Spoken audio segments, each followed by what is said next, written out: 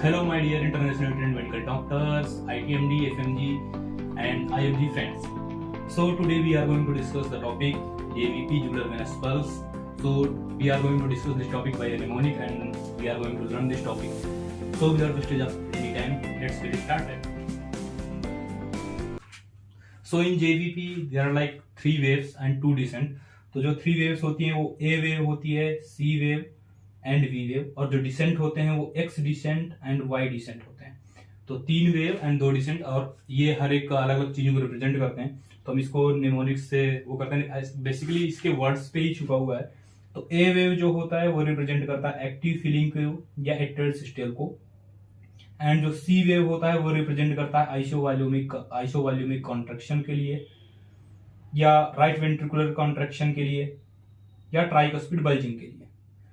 तो हम इसको सी से याद कर सकते हैं कि आइसोवॉल्यूमिक कॉन्ट्रैक्शन, राइट वेंट्रिकुलर कॉन्ट्रैक्शन या ट्राइकस्पिड बल्जिंग, सी से रिलेट कर सकते हैं इसको. एक्स डिसेंट को हम कर सकते हैं, एक्स डिसेंट का जो रिप्रेजेंट करता है वो राइट एट्रियल रिलैक्सेशन को रिप्रेजेंट करता है. तो रिलैक्सेशन में एक्स आ जाता है, एंड रिलैक्सेशन के टाइम पे ही जो वेंट्रिकुलर होता है वो ब्लड को इजेक्ट करता है. तो उसी टाइम में ventricular ejection of the blood होता है. तो X descent ventricular ejection of the blood को भी रिप्रेजेंट करता है. एंड जो वी वेव होती है वो वीनस रिटर्न या वीनस फीलिंग को रिप्रेजेंट करती है. एंड जो वाई डिसेंट होता है वो बेसिकली एट्रियल एम्प्टिंग को रिप्रेजेंट करता है.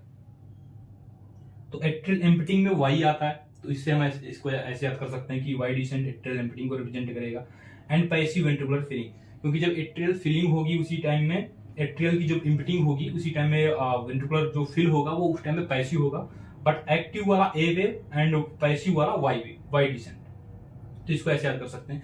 एंड इसकी कुछ एबनॉर्मलिटीज भी होती हैं, तो एबनॉर्मल वेव्स से रिलेटेड हम कुछ कर लेते हैं. तो एब्सेंट ए वेव जो कंडीशन दिखती है वो एट्रियल फिब्रिलेशन में दिखती है, या एब्स्टिन एनॉमली में. तो एब्स्टिन एनॉमली का हम ई को कट करके हम ए से याद रख सकते हैं कि एब्स्टिन एनॉमली जो है वो एब्सेंट ए वेव या एट्रियल फिब्रिलेशन में दिखती है.